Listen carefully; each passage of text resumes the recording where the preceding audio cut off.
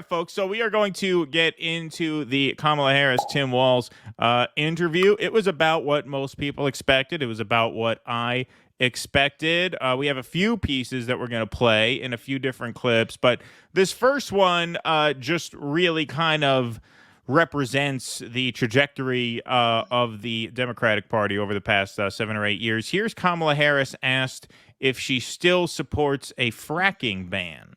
Energy is a big one. When you were in Congress, you supported the Green New Deal. And in 2019, you said, quote, "There is no question I'm in favor of banning fracking." Fracking, as you know, is a pretty big issue, particularly in your must-win state of Pennsylvania. Sure. Do you still want to ban fracking?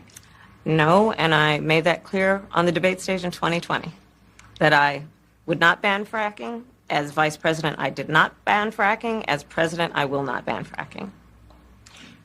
In 2019, I believe, in a town hall, you said you were asked, would you commit to implementing a federal ban on fracking on your first day in office? And you said, there's no question I'm in favor of banning fracking. So yes. So it changed in that campaign? In 2020, I made very clear where I stand. We are in 2024, and I've not changed that position, nor will I going forward. I kept my word, and I will keep my word. So in 2019, I said I would like to ban it, but maybe we can't. It sounds like she was kind of hedging in 2019, but we're going to keep going. Sorry, there's a different clip here. Go ahead.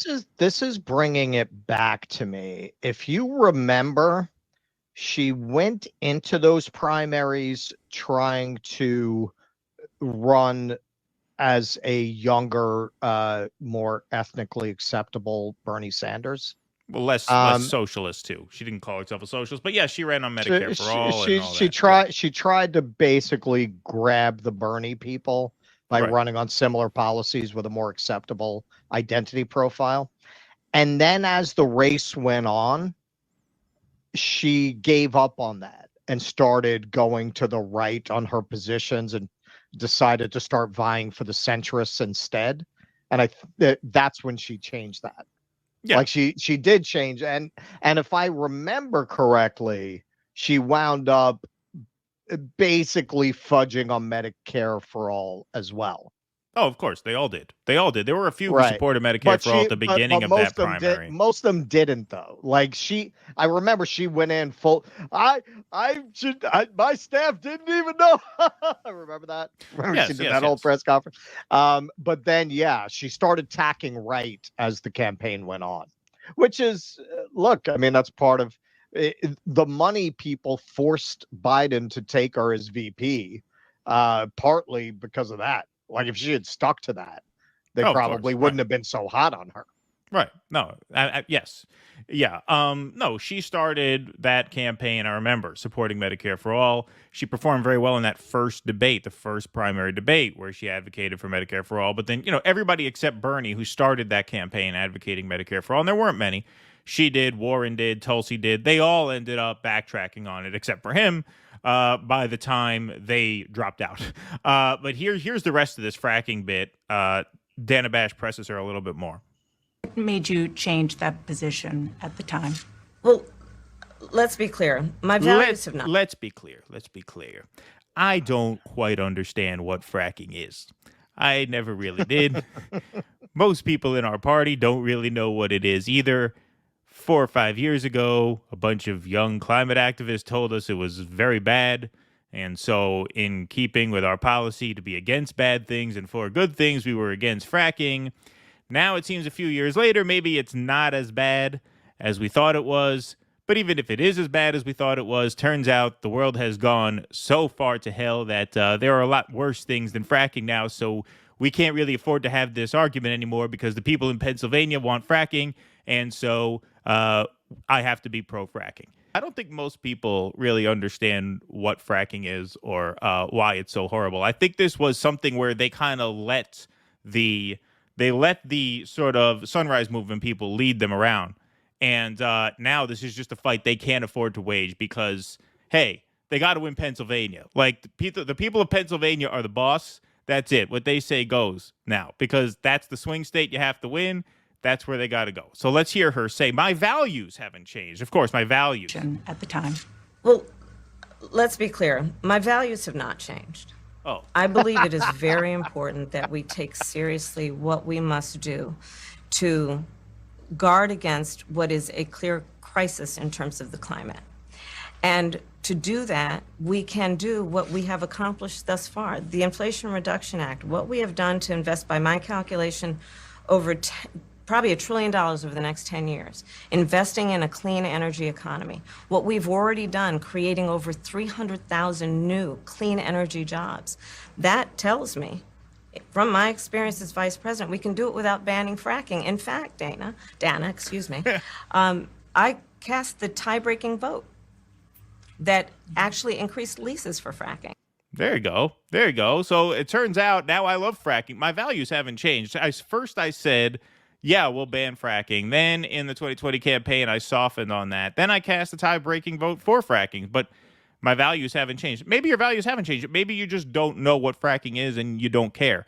But that is how those issues slide away from the progressive base, right? I mean, that is how that gets away from you. You know, Jordan Sheridan just interviewed the guy from Progressive Democrats of America, and I actually watched it just out of curiosity to see what they have to say about this. And yeah, when you hear progressives talk, they talk as if this is just a slow march towards social democratic reform. You wouldn't think that we are, 30 seconds from midnight on the nuclear annihilation clock. You wouldn't think that the country is in social collapse. You would think, no, we just got to keep moving the ball down the field. But they're not even doing that. They're not even moving the ball down the field. I mean, I don't know to what extent this should be a priority, honestly. It sounds to me like what I said was, I mean, I was joking, but I think that is the general attitude about this, which is like, yeah, this was a priority during the Bernie era because life was simpler. And now we just can't really afford to make it a priority anymore, even on the left.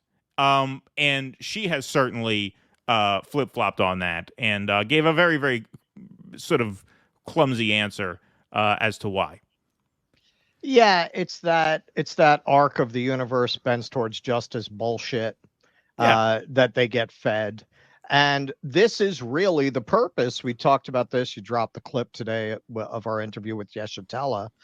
This is the entire purpose of identity politics. Kamala Harris is the purpose of identity politics. It is to create an illusion of progress. If you're not going to create real progress in the areas that really meaningfully affect people's lives, economic progress, environmental progress, well, you have to show something, right? Look, it's not an old white guy fucking you. Yay! Yeah. That's it. That is the whole purpose of that rhetoric. That's the whole purpose of that project. Not necessarily on the part of its original theoreticians, and not even necessarily on the part of a lot of the well-meaning activists, but within the political realm, that is the function it serves.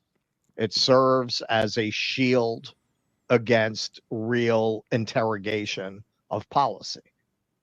Yes. Well, and look, on the interrogation of said policy, there's just not the momentum that there was 4 or 5 years ago. And now, you see people, Crystal Ball did a video of the Bernie to Trump pipeline. Kyle did it too. The Vanguard guys did their own sort of version of it, I guess. This is something that people are sort of re-examining now. And I think, I don't think what a lot of them are saying outright is that the Bernie movement is over and that we lost. And their answer to that is to simply capitulate to whatever furthest left candidate the Democrats allow you to vote for. And then they say anybody who doesn't do that is a closeted right-winger, which is just an absurd formulation. And this is really the evidence of that. I mean, something as simple as a fracking ban, which even Kamala Harris knew she had to support in 2019. Now the imperative is the exact opposite.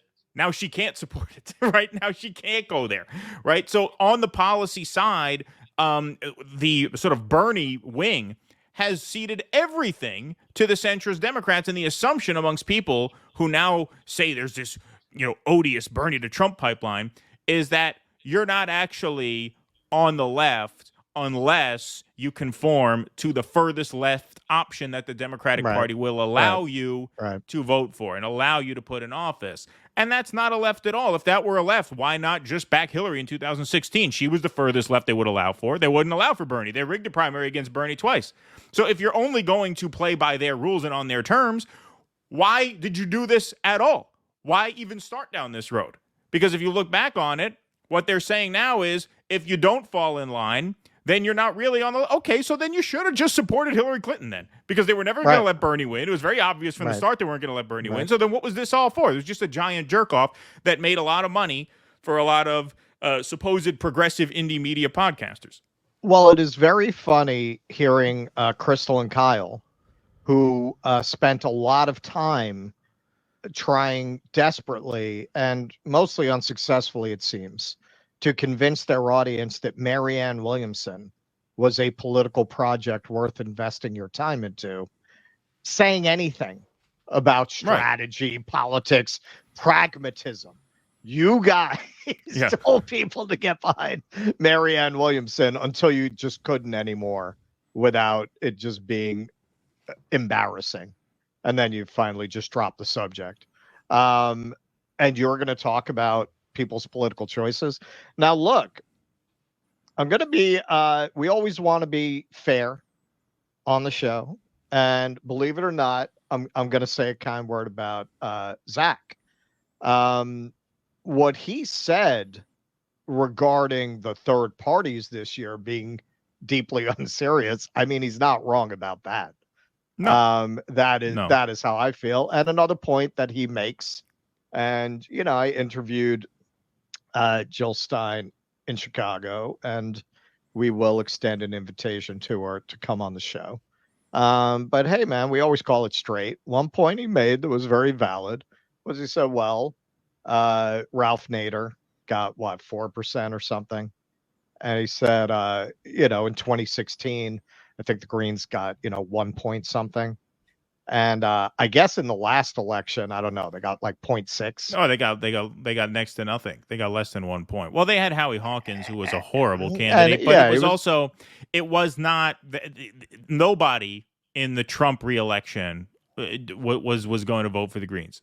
I did, oddly enough, and I didn't vote for the Greens in 2016. I didn't vote at all. But I ended up voting for Hawkins anyway, just so that, you know, my annoying friends and relatives who would be, did you vote? Did you vote? Well, last time when I said no, it was just a whole thing explaining to them why I didn't. So I did, and so I voted for Hawkins. But he did horribly. They have shrunk. You could have done your part to elect Dave Chappelle, but instead you decided to throw your vote away. You could have voted with me and written in Dave Chappelle. That's right. I don't think I knew you voted were... Howie Hawkins. Yeah, no, I did at that time. No, we did. We were doing we were just fucking around back then. That's true. No, but I didn't know you voted for Dave Chappelle until afterwards, I think. Yeah, I did. And hey, that looks like the smartest vote in the country now, doesn't it? Doesn't it? Looks pretty good. Looks pretty good. Yeah, look, he made the point. The Greens, it's not a party that's gaining. They're going backwards. It's not a serious effort. I can't argue with that. Now, where, you know, he and the rest of them kind of go off the beam is, okay, but you're assuming, that's an argument not to invest your time and energy into the Green Party. It's not an effort to go back into the duopoly. Right. To make the argument that, well, hey, if you can't beat them, you got to join them. For what? For what? At that point, you might as well just, I don't know, take up a painting. Like, what are you even bothering with politics for? Like, the Democratic Party is never going to do anything that you want them to do. Like, what? You're going to bang your head against the wall, so maybe they'll vaccinate the people that they're enabling the genocide of? Is that what you're in it for? Is that what you're in politics for? So my argument, my answer, my respectful answer to that would be, well, hey, you're correctly identifying a problem, but you're misidentifying the solution.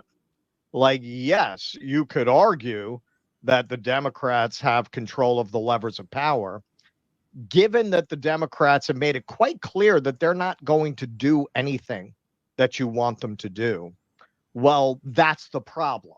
And now you have to go ahead and figure out, as I feel we have, this is why we're post-duopoly, well, you really need to advocate for general strikes, grassroots movement, union organizing. You need to build outside power. And you may use that outside power as pressure on the Democrats and slash or on the Republicans, on the entire political system. But this is a conclusion. We didn't invent the wheel here. A lot of longtime activists end up there. This is not a new approach. They wind up saying, yeah, to hell with that. I'm going to work on my project. I'm going to work on this. All right, let's have a general strike to pressure the politicians, not the Democrats, to pressure the politicians to do this. You don't get involved in that. Once you get involved in that, it winds up requiring you to morally compromise in ways that make you no longer effective or truthful as an activist. That is the road to grifterhood. Please clap.